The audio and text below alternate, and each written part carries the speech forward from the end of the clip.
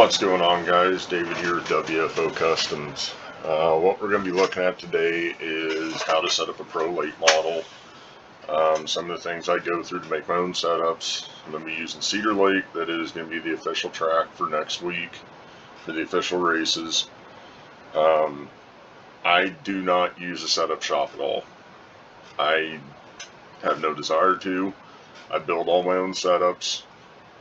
If you choose to use a setup shop, you're still going to have to adjust that setup, and you're still going to have to custom tailor it to what works for you. Not any one person drives the same as the other person. Everybody's got their own ways, that things that work for them.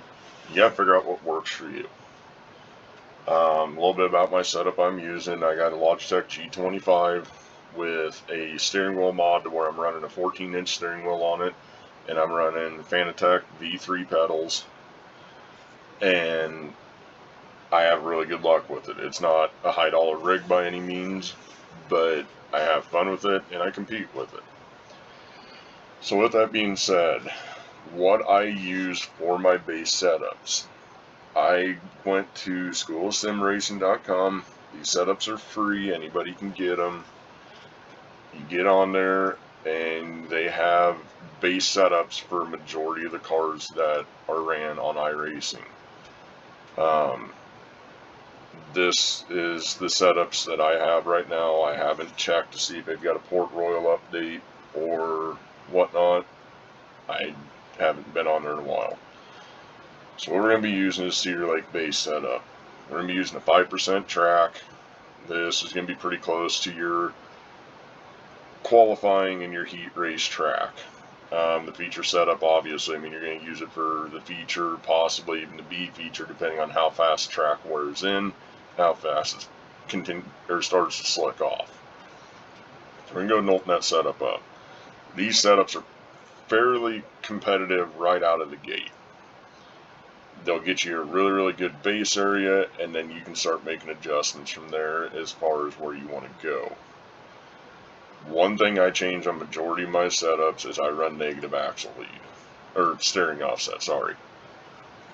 What steering offset is actually when you're negative, it takes the steering wheel and it clocks it 4 degrees to the left, making it to where when you're holding the steering wheel straight, the wheels are actually pointing right.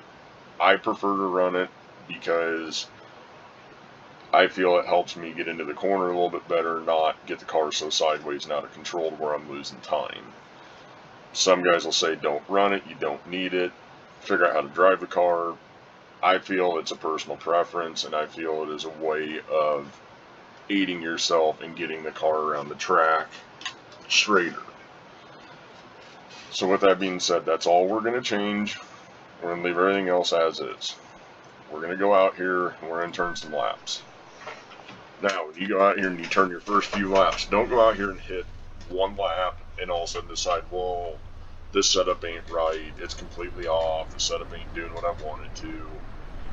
Turn 3 or 4 laps, see what that car is really doing, how it's reacting, get a feel for it, focus on your corner entry and your throttle control. Once you have that, you kind of start adjusting your car and figure out what you need to change, what's going to make the car better. And after you do that, then you can get an idea of directions to go and things to change. There are setup guides out there. I know some of the setup shops make them. They charge quite a bit for them. You can get on School of Sim Racing. They have a chart on there that actually works pretty damn easy.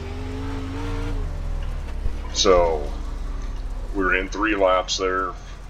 Like I said, run 3, 4, 5, 6, 8 laps, whatever, and get a baseline. You can go to any of the chassis manufacturers out there that's in big late models, and you can download their actual setup guide for real life cars. A lot of it will transfer back to the sim. Some of the stuff that they have on there, obviously you can't adjust, and it's not going to be there. So one of the things that I kind of noticed there, going through the corner, the car wasn't rotating 100% in the middle when I got around the bottom. So what I'm going to do, I'm going to go in here, and the first thing I always focus on is my springs, get them where I want them at. When you make your spring adjustment, keep it on your ride height, because it's going to change. If you don't try to get that ride height back to where it was at, you're stacking adjustments, and you don't know rather if the ride height or the spring rate made the change. So I'm going to drop this down to 225, watch our ride height. We just went into the red. This is a failed setup, obviously, now. Get a hold of your spring perch and start bringing that back up. Right, there we go. We're about the same height as what we were. Apply that. It's all good. Tappy again. The other thing I'm going to change, I like a little bit more gear to where I get this car driving off the corner a little bit better, where I'm almost on the rev chip or on the rev chip at the beginning of the corner. Big thing is, you change this gear, it's going to have a tendency to get up on the tires a little bit easier. If you just come off the corner and mat it, it's going to want to jump the bars and knock the tires loose, and you're going the wrong direction then. So like I said, I can't stress it enough, throttle controls everything in these cars, rather if you're in the Pro Late model or in the Super Late model. The Super Late model drives a lot like the Pro, just you got a lot more power there. I have used some of my Pro Late model setups to base my setups on my Supers. Take that over to them, you're in a general vicinity and you can start making adjustments. So I made them few adjustments. We're going to go out here and we're going to turn some more laps. So every time, make a small adjustment, go out here, make 3, 4, 5 laps, see how the car reacts. If you didn't like it, or if it went the wrong direction, change that back. Go a different direction. Find something else that you want to try adjusting. So there you can see, coming through the middle of the corner, and even on entry, the car's entered in a little bit easier. I missed my mark there and the car pushed. So we're going to adjust that on this lap. Next lap. Get it up off corner. Get down in here. Get it laying right over on that right front. And drive it up off. Don't just mat the gas. Be ginger with the gas coming up off. And even in the middle of the corner, I mean, you're only going to be running about half throttle, and you're going to start ramping it in before you hit the corner, end of the corner, or the end of the straightaway, and you're full throttle. And on some of these, when it's tacky enough track like it is right now, I'm damn near 100% throttle coming off the corner. We'll get this lap finished up really quick. We'll go back out here and we'll take a look at everything again.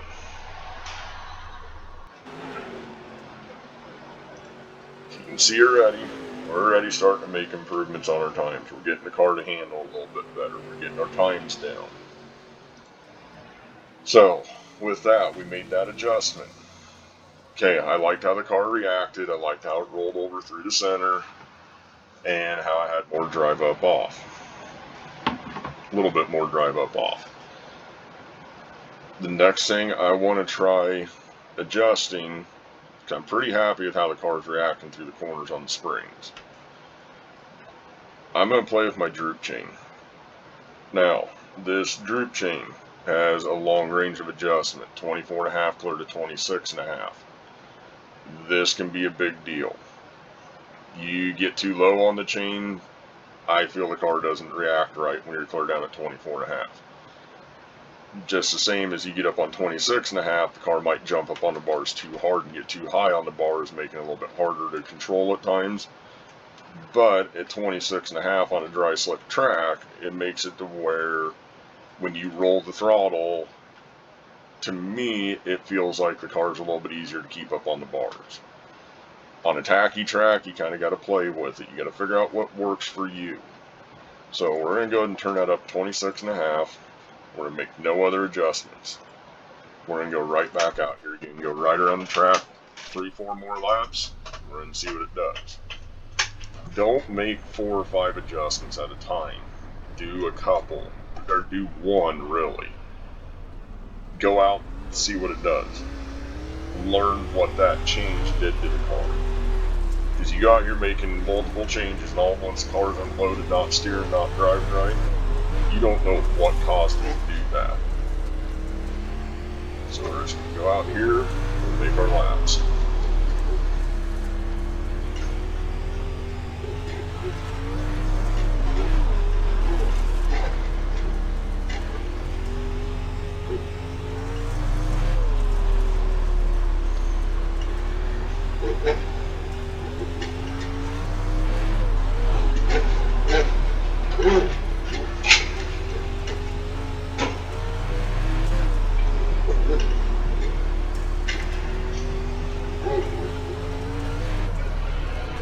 Alright, got some more laps in. We're going to go back into the pits here, and we're going to look at our lap times again. And see, we're making big improvements clear across the board. One thing that I run that helps me a lot, I run IRFFB. For the guys that are running the wheels like mine, doesn't have a direct drive or don't have the money for a direct drive, IRFFB makes a big difference. Again, in my opinion, I feel like I can feel the car lay over, react, everything a lot more. So, with them changes, I'm going to go in here again. I feel like I could make a difference there, and it's going to help me get off a little bit more. I'm going to change my final gear again up to 524 this time. The other change I'm going to make is toe in. Toe in is the relation of the front tires to each other. Obviously, positive toe in is going to be the tires are pointing each other, negative is out.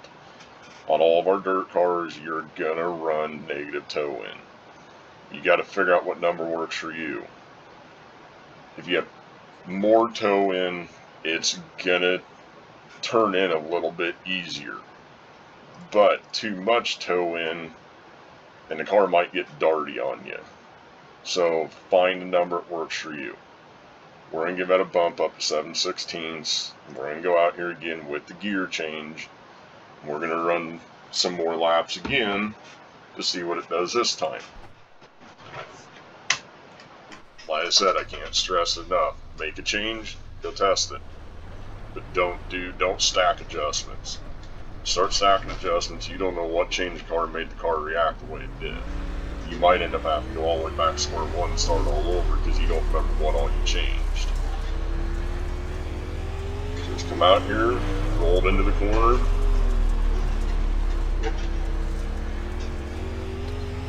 And see how it reacts for you.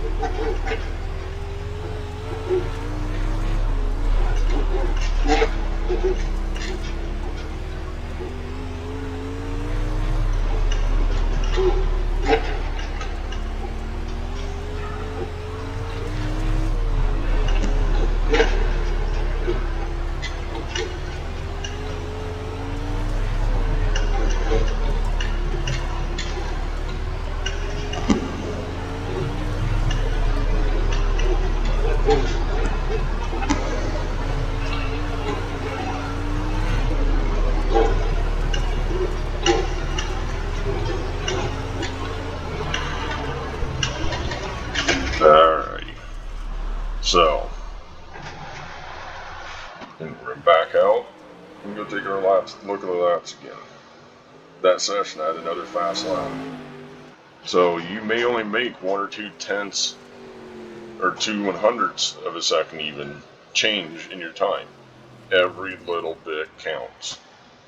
Some things you make a change on might make big changes. It might gain a lot of time. Other things, it may go the other direction really bad.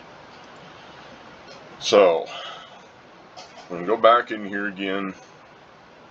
Using the SSR adjustment guide, there are certain things you can change to make a car react different or better. One thing I've done before that does help, moving the J-bar. I'm going to move both ends of it up an inch. That is considered one adjustment. Now if you move one end up, one end down, do one or the other first, and then follow with the other one if the first adjustment worked, to see if it's going to put you in the direction you want to go. If you move one end up, one end down both at the same time, and it makes the car unstable, you don't know which one messed you up. So just one or the other, or move the whole bar up or down at the same time. I'm going to do that. We're going to go back out here again. Like I was saying, I mean, every time make an adjustment, go run 3 or 4 laps. It takes time to build these setups. But if you can build your own, to me it is much more rewarding to go out with the setup that you made and run up front, possibly win, than it is to go buy a setup and win.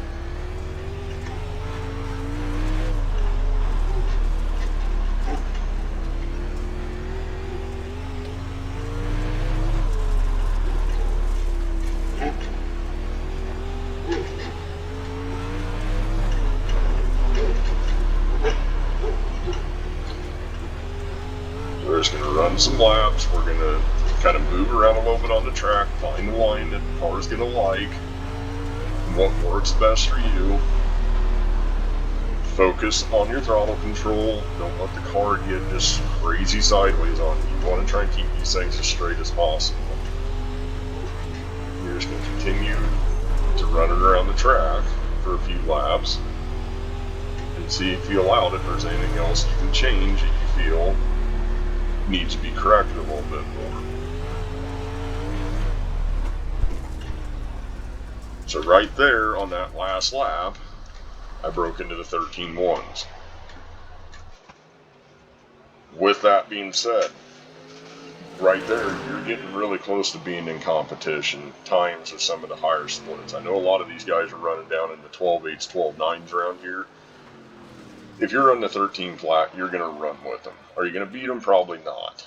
But you can get on track with them, keep up with them, and see what they're doing through the corners that might help improve you a little bit. I've watched a lot of in-car footage and things like that to see how far they're getting the car sideways. What are they doing different than I am? Is there things I need to hone in better on my skills to get me up front? I've won several features with my setups, but it didn't come without a lot of testing and a lot of hard work to build the setups. Anybody can do this, it just takes time. So we're going to go back in here. For the heck of it, we were at 26.5 on the droop. Well, we just adjusted everything. We got the car reacting pretty good. Let's go ahead and move that back down once to 25.5. Keep it off the bars as hard. And let's go back out and see if now, since we made all the adjustments we did, we pull the droop chain back down. Does it help the car react a little bit better? Does it make the car drive a little bit nicer? Or does it make it worse?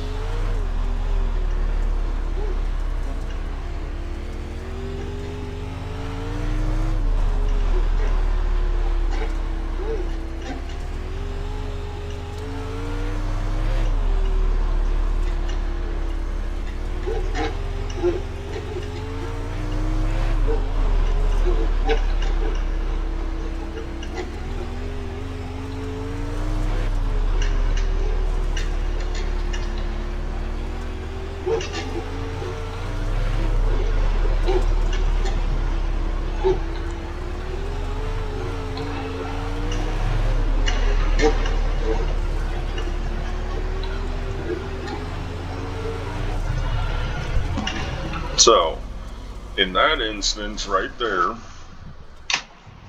changing the droop chain back down to see if it made it any better, I actually lost time. So all I'm going to do is go back in. I'm going to put that droop chain back up to 26.5. So, with that being said on all of this, again, your toe in, you got to play with it. Find what works for you. Some guys run a little bit more toe in, some guys run less. It depends on a lot on how they want that car to turn. When they're going in, they're trying to set the car. How fast do they want it to react? Do they want to be up on it real quick? Steering offset. Figure out what works for you. I run 4 degrees on majority of my cars. I know, like, when I get over into the UMP modifieds, when it goes slick, I'll even run as much as 6 degrees of offset. It just depends on what works for you.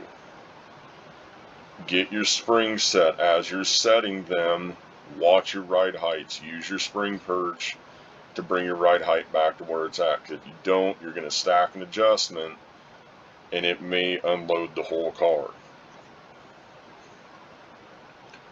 Trailing arms. A lot of the base setups are really close from SSR. If you use their adjustment guide, it will tell you which arm to adjust to try and get it better by using the trailing arms. Now, when you move the trailing arms, it will mess with your axle lead. We'll get to axle lead in a minute. So keep an eye on all that. J-bar. Like I said, one adjustment at a time on all of this. Don't make multiple adjustments. Go out and drive it and then sit there and go, well, now it doesn't react right because I changed a whole bunch of stuff. Well, you're right, because you changed 5 different things. You don't know which one made the car unhappy. Caster and camber, the alignment of the front end. Again, the SSR setups are really close. If you're going to make adjustments to these, small numbers at a time. It's going to be different for every track. A lot of it's going to depend on the banking, how hard you're on the steering. Your camber is your tires tipping in and out of the car. Caster is actually how far they're tipping while you're turning. Caster is the relation of your upper and lower ball joint to each other on the front end, to be exact. Your fuel fill. On heat races, qualifying setups, you're going to run 5 gallons. Features, you're going to have to play with that also, figure out how much you need to run so you don't run out during a feature. I think a lot of the pro setups are somewhere between 9 and 10 gallon on the pro late model. That usually gets you in a good area to where if there is a yellow, you aren't going to run out because there's too many yellows. Ballast forward is going to be how much weight is on the rear end of the car. These cars like rear weight, but not too much of it. So there's a fine line there to figure out. You put more weight on the rear end, it's going to hook up a little bit easier, but it's going to change the handling adversely. So, get down here then to your axle lead. This is the last thing I adjust. Now, a lot of guys say put it all the way positive, all the way negative, whatever, and leave it and let it eat. Well, that doesn't seem to work for me. I use this as a fine-tuning. So negative lead is going to move the right rear back to where it's going to give it some rear steer to turn left better.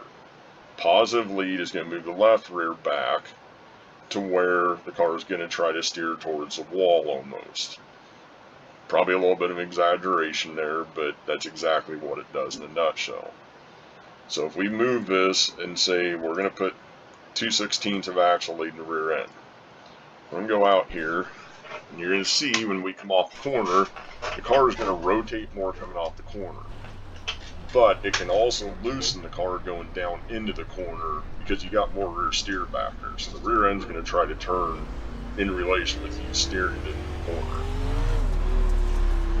So if you come up off corner here, you're going to see the car kind of rotates more, and I'm not needing to give it a whole lot of steering input down the straightaway to keep it off the wall. It's kind of driving itself up off the corner, and you're driving the car on the throttle more. So as you come around, I'm just kind of giving it a little bit on the steering to help keep it straight, but mainly I'm driving the car off the throttle and with the rear end. That's how a lot of these dirt cars are driven. They're driven by the throttle. You're not steering them a lot, giving them a lot of steering input. You're giving them some, you're giving it a direction to go, but then you're using the controlled slide with throttle control to steer that car with the back tires. I know that's hard for some guys to understand when they first get into dirt, but once you get it down, if you don't have to be all over on that wheel and you can drive it off the throttle, it makes that car a lot smoother and you run a lot more consistent lap times. So That was with negative lead. So we're going back out of here again. 4 laps up. I was in the area, not the best. I mean, I'm not getting real hard after it. I'm not focusing as much. I'm trying to give you guys a bunch of information here, but you get the gist of it of what negative lead does. Now, if you go in here and you move that to positive lead, we're going to go to positive and go right back out here. You're going to see this thing's going to have a little bit more tendency to go towards the wall. On shorter tracks, I'm usually running a little bit of negative to help that car turn.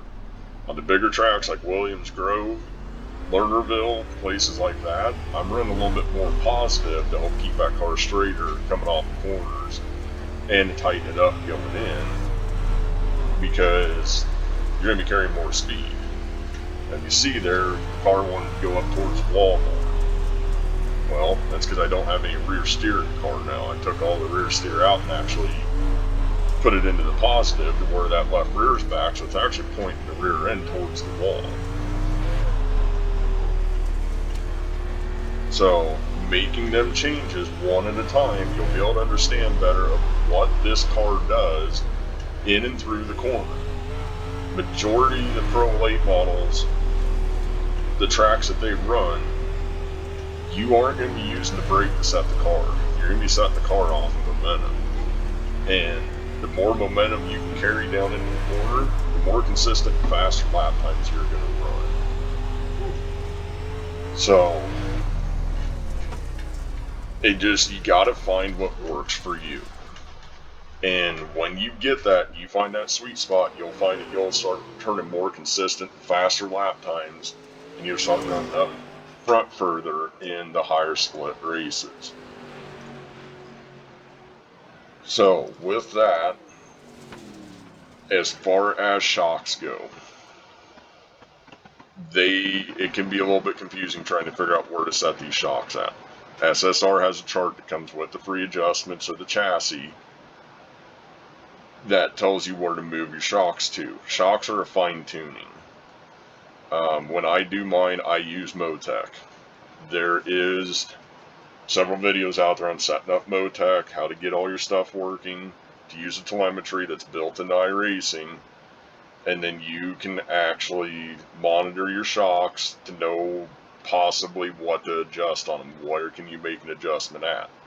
I also use the tire speed versus ground speed to try to figure out, am I keeping hooked up all the way around the track, or am I losing it coming off the corners, I'm getting after it too hard.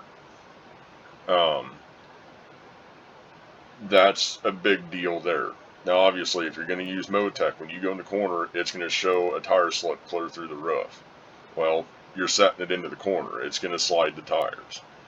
The big thing is getting back into it, making sure you're not knocking the tires loose, coming up off the corner and you're losing momentum. And then coming down the straightaways, keeping it hooked up down the straightaways, going into the corner.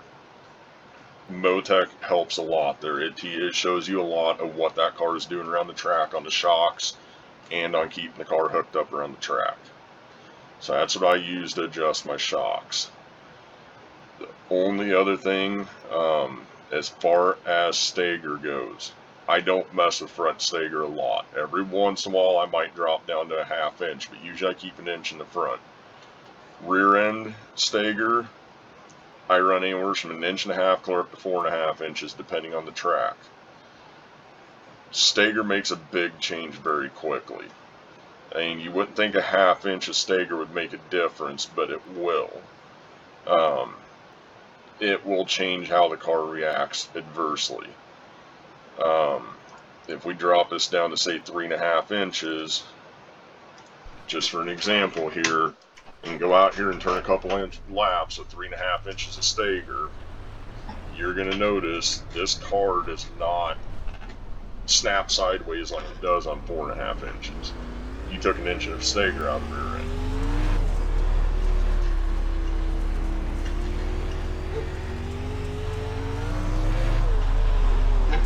You notice I don't have to give it, I'm not steering back as much through the center of the corner because the car's not rotating as as hard. But it's also wanting to drive off a little bit harder, and I'm having to give it some steering to come up off the corner. So the more you play with these adjustments and find what works for you, and using the adjustment chart, you can make your own setups. You can get these cars react the way you want to, and you can make some killer setups to be able to go out and compete against some of the top guys out there. Am I saying you're going to beat them by a lot of time? I mean, you're going to beat them by half a second at the line? No. But I'm saying you're going to be able to have some competition, and you're going to be able to run with them, and you're going to be able to have some fun with it. That's my whole intention with this. I do this for fun. I'm not a professional by any means. I mean, I'm giving you the stuff that works for me. Go out there, have fun with it. I mean, find things that work for you that makes the car react better and drive better to try to get yourself to be better at what you're doing. One adjustment at a time, like I said. Make one adjustment, go test it. Don't like how that worked? Change that back. Try changing something else. Use the SSR guides. They really help a lot. IRFFB makes a big difference because you can feel the car in the corner. You can feel what the car is doing. You know where the car is going. Yeah, I mean, through any of this, them are the things I've found that works for me. So, if you guys have any questions or comments or anything, leave them in the comments. Give me a like, give me a follow on my page or subscription, please. Anything more than that, feel free to message me about any of the things I covered here. If you have any questions, I'll help you out to the best that I can. Past that, good luck. It takes a lot of testing, but it's worth it in the end. So put in the effort, put in the time, and in the end, you'll come out with something in the end that is your own, that you can be very, very proud of in the end. So that's about all I have for today on any of this. If you have any questions or anything, leave them in the comments, and I'll get back to you as soon as you can. Thank you.